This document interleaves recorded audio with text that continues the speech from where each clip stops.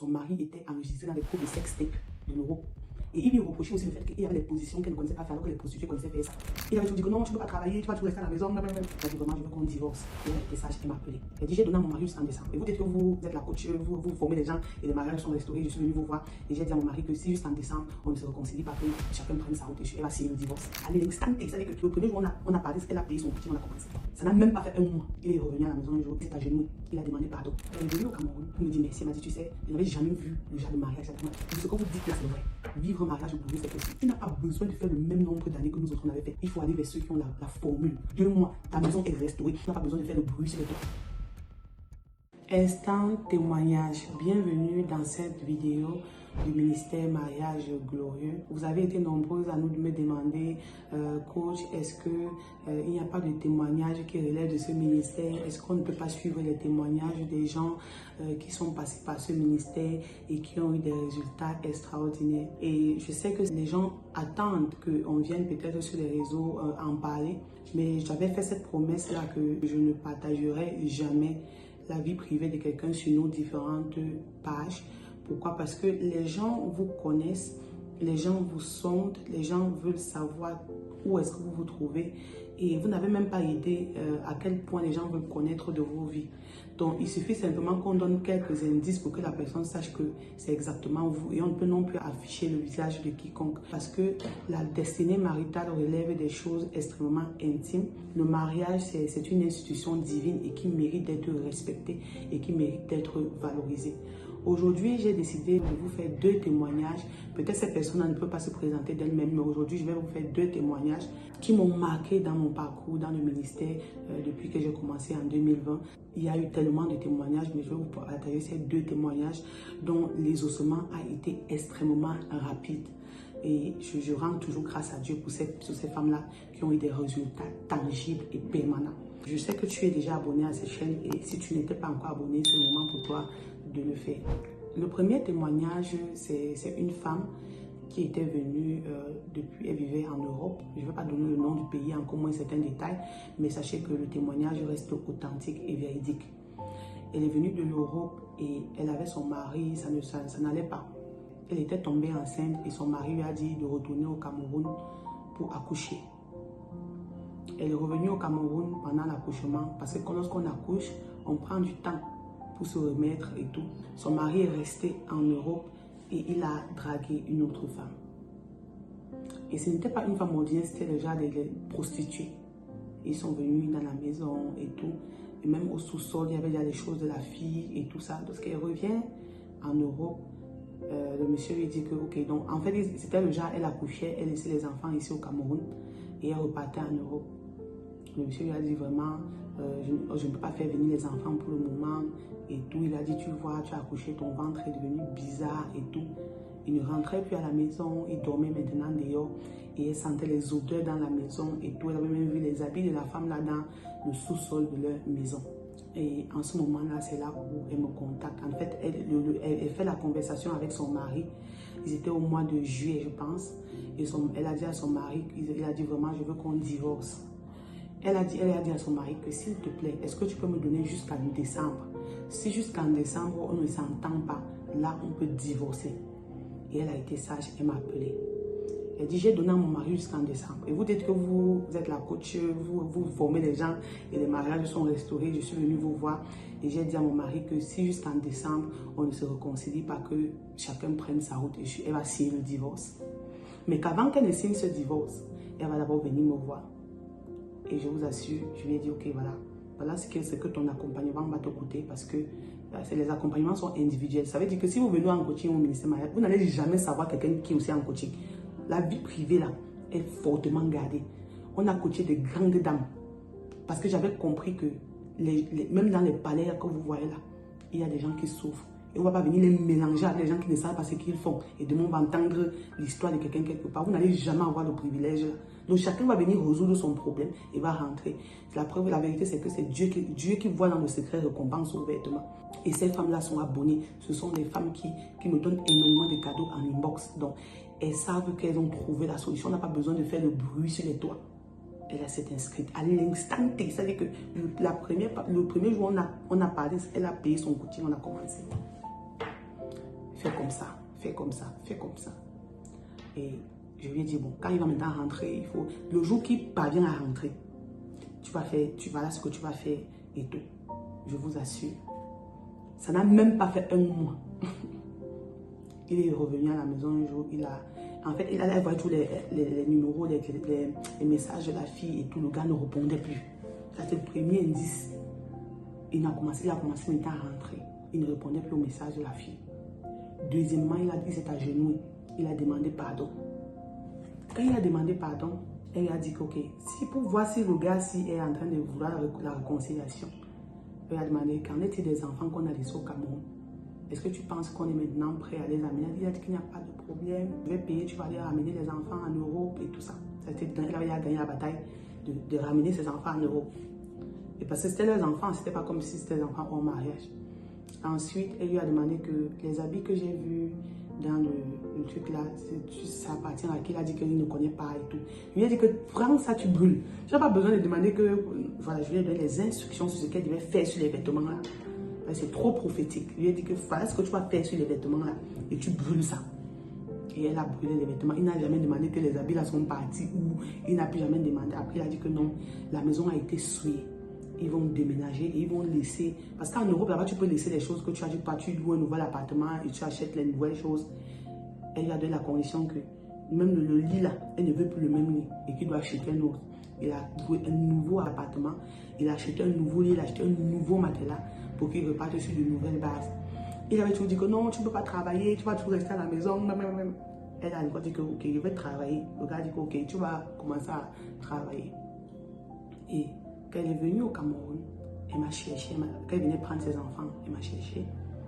Et pour me dire merci, elle m'a dit, tu sais, je n'avais jamais vu le genre de mariage dans ma vie.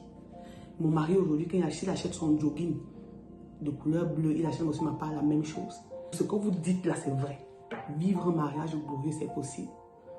Et je vous assure, aujourd'hui, elle va de gloire en gloire.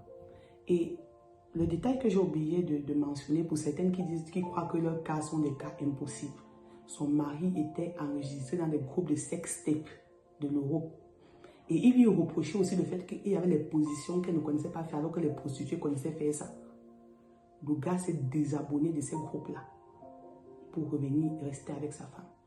Il a interdit, il ne répondait plus au message de l'autre, il a interdit de lui écrire. Le foyer là est resté. Je dis, on n'avait pas encore fini de faire le coaching. Ce mariage a été restauré. C'est un des témoignages qui m'a le plus marqué dans mon parcours en tant que servante de Dieu. Le Dieu que nous servons est extraordinaire. Et je dis toujours aux femmes que tu n'as pas besoin de faire le même nombre d'années que nous autres on avait fait. Il faut aller vers ceux qui ont la formule. On te donne ce que nous on a fait dans un plateau. 2 mois, ta maison est restaurée. Et ce n'est pas moi qui restaure, encore moins des enseignements. C'est le Dieu de mon appel qui restaure. Parce que lorsque Dieu t'appelle, il confirme ton appel par les témoignages. Le deuxième témoignage, c'est une femme qui m'appelle de Malabo. Malabo, c'est en Guinée équatoriale. Donc, ils vivent en Guinée équatoriale. Et donc, ce sont des francophones, des personnes de l'Afrique francophone qui ont migré vers là-bas. Ils vivent en Guinée équatoriale et son mari était un richissime. Il a fait fortune. Et ils ont bâti des immeubles, des hôtels. Et à la base, quand ils n'avaient rien, elle était vraiment celle-là qui l'avait soutenue, celle avec qui ils avaient économisé, celle avec qui ils avaient vraiment fait des projets parce qu'elle c'est une intellectuelle. Elle a même suivi jusqu'à Malabo parce qu'elle était vraiment son chef de projet. Le gars a percé. En ce moment-là, la famille est venue s'asseoir là maintenant que non, ne dis plus tes choses à ta femme. Non, tu ne peux pas mettre les papiers des terrains à ta femme. Au nom de ta femme, tu ne peux pas mettre quelque chose à son nom. Demain, elle peut te laisser. La famille a commencé à lui pomper l'esprit. Et sa famille était maintenant, il voulait se positionner maintenant comme ceux qui devaient gérer les biens de cette famille-là. Elle m'a appelé. Alors si. Et que dans ton cas, là, c'est même pas un problème. Et dès qu'elle veut aborder le sujet des biens, des immeubles ou bien de l'argent, il crie. Et avant, il lui donnait beaucoup d'argent. Ses frères lui ont dit non, tu ne peux pas donner l'argent beaucoup à la femme. Tu peux pas donner beaucoup d'argent comme ça à une femme. Apprends à lui donner un peu. Il ne faut pas lui faire que sa tête elle monte. Elle dit, mais j'ai le droit aujourd'hui de me réjouir et des biens qu'on a parce qu'on a souffert pour ça. Ses beaux-frères étaient devenus les gestionnaires. Sa belle-mère était devenue une des gestionnaires aussi et tout. Elle n'avait plus de place et dès qu'elle voulait aborder le sujet, ça créait tous les problèmes du monde. Elle m'a appelé et m'a dit que ça c'est un petit problème. J'ai les versets bibliques sur l'affaire là, jusqu'à ça déborde même dans mon cerveau. On va les mettre dans les marmites, on va les cuisiner avec les versets bibliques là. Et ils vont quitter de ta maison. Ils vont te lâcher, ils vont partir. Mais je dis que là où tu vas gagner, ce sera le cœur de ton mari. Parce que toutes ces affaires de que mon beau-frère a fait ceci, ma belle-mère a fait ceci, ma soeur a fait ceci, ma belle-sœur a fait ceci. Si tu as le cœur de ton mari, c'est lui-même qui va se lever les chasser. Dis que laisse-les là où ils sont. On va gérer ici. On gère ici, on va gérer dans le spirituel. Je vous assure, elle a commencé à faire les prières pour le mari. Et subitement, par la grâce de Dieu, le mari tombe un jour sur les messages qu'on envoie Kanguka. Son mari a commencé à... Donc, quelqu'un au bureau lui envoie un lien de prédication et tout. Elle commence à voir que son mari se lève maintenant tous les matins et va suivre la voie là. Mais la voie là, en fait, c'est elle qui m'a fait connaître ce que c'était que Kanguka. Je n'avais jamais entendu ça. C'est grâce à cette coachée là, cette femme qui était venue en coaching, que j'ai entendu Kanguka pour la première fois. Je le dis devant Dieu. Elle me dit que mon mari suit Kanguka. Elle dit que, en fait, elle a détecté la voix, elle a cherché ce qu'elle a trouvé. Elle dit Kanguka, c'est quoi? Elle dit qu'il y a une prière, un homme qui prie les matins là, il est déjà en train de suivre les prédications là-bas. Il dit que très bien, très bien, il va seulement croire au Seigneur Jésus-Christ. C'était la vie. Ça, c'est une des choses qui m'a marqué. Parce que quand tu pries à Dieu, c'est-à-dire qu'il y a certaines femmes, tu commences son coaching avec elles, elles sont pessimistes. Est-ce que ça va marcher? Est-ce que mon mari n'a pas encore changé? Est-ce que... Vous connaissez le Dieu qu'on sert? On a dit que quelqu'un a créé le ciel et la terre avec tout ce que ça renferme. Et même ton mari, y compris, tu dis que Dieu n'est pas capable. Ta situation, c'est quel genre de situation que mon Dieu ne peut pas régler, ne peut pas restaurer. Je dis, on a prié, regarde comment Dieu exauce. Dieu a fait en sorte que quelqu'un lui envoie le lien de Kanguka. Il a commencé à suivre Kanguka. Ce n'est pas sa femme qui l'a évangélisé. Ce n'est pas sa femme qui l'avait évangélisé. Parce que si elle passait même que suit la Bible, et lisons la Bible, il ne peut pas accepter. Et je vous dis, c'est au travers de ce lien-là que son mari se convertit. Et prend ça. Et au jour le jour, il a commencé à arrêter. Il a commencé à écouter sa femme. Maintenant qu'elle disait qu'on va faire comme ça, il a commencé à écouter les versets, ses frères et tout. Il a maintenant mis sa femme. L'alliance et l'amour qu'il avait avec sa femme, là, il a renoué ça. Ils ont maintenant continué à gérer leur projet à deux. Aujourd'hui, elle est l'une de mes partenaires d'affaires. Quand tu es restauré, aujourd'hui, cette femme est l'une de mes partenaires d'affaires. Et je n'ai plus jamais entendu de plainte. Elle va de gloire en gloire. Le Dieu que je sais peut rebâtir dans une ancienne ruine. Je t'assure, il est un Dieu extraordinaire. Mais ça demande la connaissance. Et cette connaissance-là, tu ne l'as pas. Et pour avoir la connaissance, il faut payer le prix. Ne t'amuse pas à rester là. 2025 va encore passer. Les mêmes problèmes que tu avais, ça va continuer. Viens acheter la formule. Viens t'asseoir, t'enseigner. Parce que ce que tu ne connais pas, tu ne connais pas. Et ce que tu ne connais pas, tu vas payer le prix pour ça. Regardez aujourd'hui. Elles ont fait un sacrifice, elles se sont enregistrées, elles ont payé le coaching. Les affaires de 2 mois pour un bonheur permanent. Toi, tu dis que tu vas collecter les miettes de vidéos jusqu'au jour où ton foyer sera restauré. Non, non, non, non, non. On ne donne pas les perles au porceau. Celui qui veut avoir la vraie connaissance doit venir s'asseoir à la table avec les rois. Parce que tant que tu es assise en bas là-bas en train de prendre les miettes, ça ne peut jamais te rassasier. Et même si ça te rassasie, tu risques de tomber malade parce que les miettes là, c'était les miettes d'un peu de tout. Alors que quand tu es assise à la table, c'est toi-même qui choisis le genre de mets que tu veux manger. Et gloire soit rendue à Jésus-Christ pour ce ministère. Et je sais que tu trouveras la solution. Comme ces femmes, fais le pas de foi. Viens prendre ton coaching et forme-toi.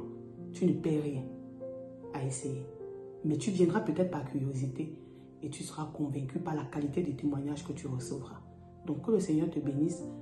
Like la vidéo, partage-la à une femme qui est dans le doute et qui se dit peut-être que son cas est désespéré.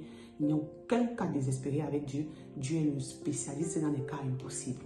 Que le Seigneur vous bénisse et on se voit dans une autre vidéo. Shalom, shalom.